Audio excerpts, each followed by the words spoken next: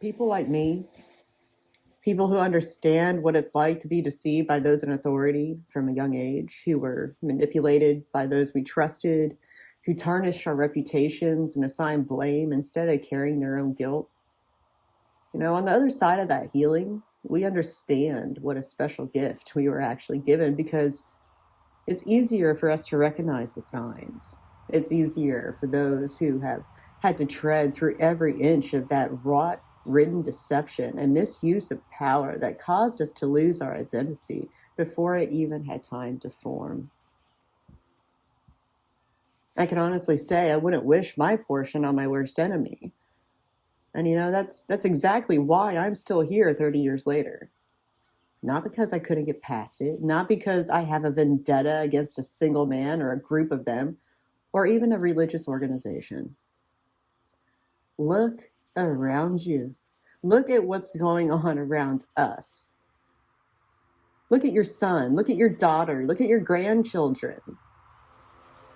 When this abuse goes in silent shame instead of being able to heal, it will most likely self-destruct. Those who have been targeted and blamed our entire lives, we know how to face darkness that tries to stuff out our light because we've had to battle it in so many forms and at such depths alone. And in reality, we had to face both your guilt and our own. We know how to go within and realize what it did, to realize how we affect someone we love through our choices, our free will, your free will, to take accountability for what I did. We learn to not project outwardly onto a scapegoat because we know all too well how it feels to be that scapegoat. Did we always do that? No. We had to unlearn what we were shown, how we had to be treated by those that we were told loved us. This has been a long learning process, as it should have to be for everyone. Not that I've always understood it this way, but people like me, we've been here to help you understand our entire existence, yet it was us that you ended up coming after. People like me, fellow survivors, were always intended to be a light source. Darkness preyed on that. We were forced to walk and learn how to balance both the light and the darkness within ourselves just to survive. After the disappointment and coming to terms that no one was going to help us, we had to learn how not to rely on anything, even though there wasn't a single one of us that didn't want to be prized or to be made safe. After we learned to survive the pain, we had to learn how to have inner peace. I didn't have any help in my healing, not from any doctors, therapists, churches, not from a system. It wasn't for lack of trying. This is the only type of fulfillment and restoration only our common creator could have done. Pay attention. He is doing this around the world. I had failure on every level, internal and external, but I was able to overcome it. I was healed from it. I went within and I got to meet the very source of my deliverance. And that's why I have peace. And that's what I want for you. We can't have that, though, without facing the darkness. I was adopted, sexually abused, spiritually abused. The church threatened and targeted my family.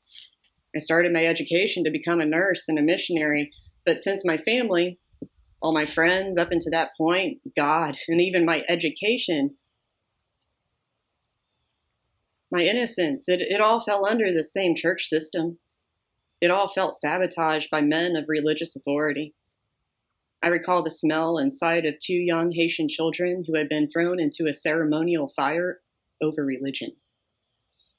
Watching my husband become a paraplegic, watching my son watch his father become a paraplegic, not being able to cope because now my husband resembled my childhood abuser from the church who was also paraplegic. Watching my son not being able to watch his mother not be able to cope. I found a beautiful elderly friend's grandson passed away in his bed, unable to console or explain to her that he wasn't sleeping. Most recently, I lived 2 months in the country with no electricity other than a gas generator. Went without running water for 8. There's not too much left, I fear. I've been misrepresented and misunderstood the majority of my life. I live in the spirit, not in religion. I have a quiet existence and I'm surrounded by nature. My healer, he has been very good to me. My work is creative and involving. Turns out, I love research and learning. I live a very modest existence that I literally sacrificed everything for, and it's not meant just for me, and it hasn't been. I wouldn't have this peace without that sacrifice, because it was obedience. I speak up because I care. I've always cared. And that's the precious gift so far that many of you have missed. Please stay vigilant. Study, like on your own. Listen. Ask, connect, reconnect, whatever you have to do to assure that your spirit is aligned with our common Father, the very source of light and the right in this world.